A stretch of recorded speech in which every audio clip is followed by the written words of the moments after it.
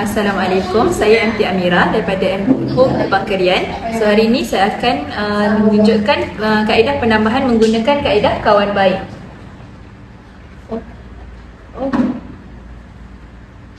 Kawan baik ni adalah bila kita nak cukupkan 10.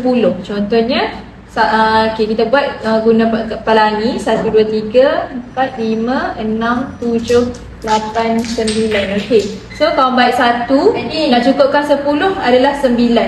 So kawan baik 1 adalah 9. Sama juga kawan baik 9 adalah 1. Itu bila 1 tambah 9 akan jadi 10. 2 kawan baik 2 adalah 8 dan begitu juga 8 kawan baik dia adalah 2. 3 kawan baik dia adalah 7 dan 7 adalah kawan baik dia adalah 3.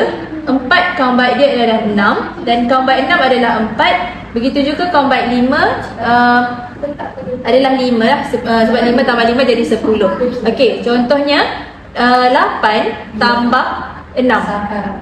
So, kita tengok kawan baik yang mana. Kita kena tengok kawan baik yang nombor yang lebih besar, iaitu 8 lah. Kawan baik 8 adalah 2. So, kawan baik 8 adalah 2. 6 perlu tolak dengan kawan baik 8, iaitu 2. 6 tolak 2 akan jadi 4. So, bila guna kawan baik, kita perlu tambah 1 di depan. So, 8 tambah 6 adalah 14. So, itu sahaja. Assalamualaikum.